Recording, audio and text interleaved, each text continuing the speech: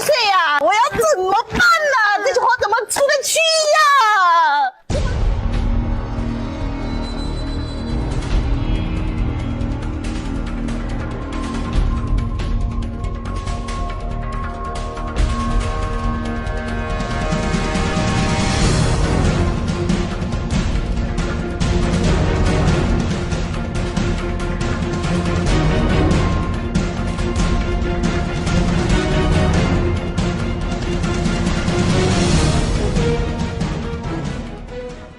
？Tidak ada lagi pesanan. Pabrik-pabrik di seluruh China tutup. Orang-orang sekarang membicarakan tentang makan kulit kayu.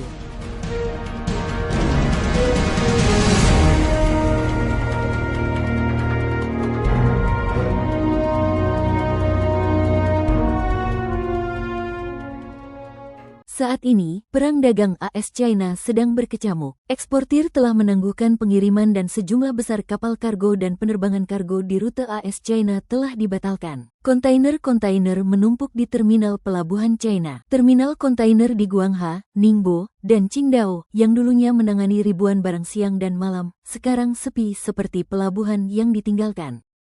Pekerja pelabuhan hanya bekerja 3 hari seminggu. Para ahli memprediksi bahwa ekspor China ke Amerika Serikat akan turun 2/3 dalam beberapa kuartal mendatang. Di bawah tekanan ekonomi yang meningkat, suasana hati di antara orang-orang China semakin suram. Di internet, netizen mendiskusikan cara makan kulit kayu. Beberapa bahkan berbagi metode rincin pengeringan, penggilingan, pengayakan, dan pengukusan, mengejek kesulitan ekonomi saat ini. 爸爸，你棍棍呢？它就是莲黄茶树的树干，棍和皮之间有一层白色那个皮，那是可以吃的，是清甜的。它其实是可以上市的，它是全株无毒，用其嫩茎或者叶子来经过焯水之后直接食用，或者凉拌，有一定的消炎、治疗感冒的作用。 Tarif Amerika Serikat sebesar 145% untuk barang-barang China secara resmi mulai berlaku minggu ini, memberikan pukulan besar bagi rantai ekspor China. Pabrik-pabrik ekspor di Yang dan Guangdong, dua provinsi perdagangan luar negeri utama, telah terhenti dengan gudang-gudang penuh dengan barang yang awalnya ditujukan untuk ekspor. Di Kanton Fair baru-baru ini, pesanan AS hampir sepenuhnya ditangguhkan dan pasar tampak membeku. Perusahaan-perusahaan perdagangan luar negeri China menghadapi tantangan besar. Banyak pabrik tidak memiliki pesanan dan berada di ambang kebangkrutan. Lebih banyak orang diperkirakan akan kehilangan pekerjaan. Sentimen negatif menyebar dan netizen memposting ulang panduan tentang cara makan kulit kayu. Mari kita bicara tentang masalah terkait hari ini. Gelombang perang tarif yang dilancarkan oleh Amerika Serikat ini benar-benar menghancurkan. Pabrik kami belum pernah sesuram ini. Sulit untuk mendapatkan pesanan dan baik bengkel maupun ruang mesin telah berhenti beroperasi. Pabrik-pabrik lain yang terutama mengekspor ke Amerika Serikat berada dalam kondisi yang lebih buruk. Untuk mendukung karyawan, bos pabrik kami mati-matian menghabiskan inventaris, berharap pelanggan dari Yiwu Trade City akan memesan. Akibatnya, tekanan untuk menghabiskan inventaris kemungkinan akan menimpa kami, para tenaga penjualan, dalam waktu dekat. Pertama-tama, apakah pabrik-pabrik di Suzhou masih kekurangan pekerja? Sebagian besar pabrik di Suzhou tidak lagi menghadapi kekurangan tenaga kerja. Sebagian besar perekrutan saat ini adalah untuk pekerja perempuan dengan sedikit lowongan untuk pekerja pria. Kedua, apakah pabrik elektronik di Suzhou masih memiliki pesanan? Banyak pabrik sekarang memiliki sangat sedikit pesanan. Bahkan jika mereka memiliki beberapa, mereka tidak mempekerjakan. Ketiga, pabrik-pabrik tidak lagi mempekerjakan pekerja siswa. Beberapa siswa ingin bekerja selama liburan musim panas, tetapi pabrik-pabrik tidak lagi merekrut pekerja seperti itu. Keempat, apakah upah kita di Suzhou saat ini tinggi? Gaji di Suzhou tidak tinggi. Gaji bulanan rata-rata adalah sekitar 4.000 hingga 6.000 yuan. Menurut audio asli pukul 1.47 hingga pukul 2.32, upah per jam aktual adalah sekitar 17 hingga 22 yuan. Bekerja di pabrik semakin memburuk dari tahun ke tahun. Banyak pabrik telah direlokasi, ditutup, atau dijual oleh pemiliknya. Pabrik-pabrik saat ini tidak seperti dulu. Sekarang semuanya tentang memotong dan menghemat biaya. Banyak pabrik mencoba menurunkan upah sebanyak mungkin, percaya bahwa semakin rendah upah, semakin banyak pekerja yang bisa mereka dapatkan. Ini berbeda dari masa lalu ketika bahkan menawarkan upah tinggi tidak bisa menarik cukup banyak orang. Sekarang, Upah rendah menarik banyak orang. Canton Fair, yang dianggap sebagai barometer perdagangan luar negeri, dibuka pada tanggal 15 April. Setelah Trump memberlakukan tarif, banyak peserta pameran mengatakan bahwa tidak hanya pesanan AS hampir menghilang tahun ini, tetapi pesanan dari pelanggan Uni Eropa juga menurun secara signifikan. Menurut penyelenggara Canton Fair, pada tanggal 8 April sekitar 170.000 pembeli luar negeri telah mendaftar untuk hadir. Namun, pembeli dari Amerika Serikat dan Eropa hanya menyumbang 10%, jauh lebih rendah dari sesi sebelumnya yang 20%. Angka sebenarnya mungkin lebih buruk. Saya tidak pernah menyangka bahwa sebuah perusahaan tertentu di Kungsan akan berhenti merekrut. Yang tepat di belakang saya, begitu berhenti merekrut, itu berarti tidak akan ada pabrik yang tersisa di seluruh Kungsan. Sebuah perusahaan yang mempekerjakan orang setiap hari, 365 hari setahun, sekarang telah berhenti. Ini menunjukkan betapa buruknya situasi pasar tahun ini. Saya benar-benar tidak melebih-lebihkan. Saudara-saudara sekalian, jika Anda berada di Yangsu, Zhejiang, atau Shanghai sekarang, jangan pilih-pilih pekerjaan. Tidak peduli berapa banyak yang Anda hasilkan, temukan pekerjaan yang stabil terlebih dahulu. Anda yang memiliki pekerjaan sebaiknya jangan pernah berhenti. Begitu Anda berhenti, Anda mungkin tidak menemukan pekerjaan yang lebih baik dari yang Anda miliki sekarang. Saat ini banyak orang yang terlunta-lunta dan banyak dari mereka yang terdampar tanpa menemukan pekerjaan. Mereka tidak pilih-pilih. Mereka hanya ingin pekerjaan stabil yang membayar. Tetapi sekarang perusahaan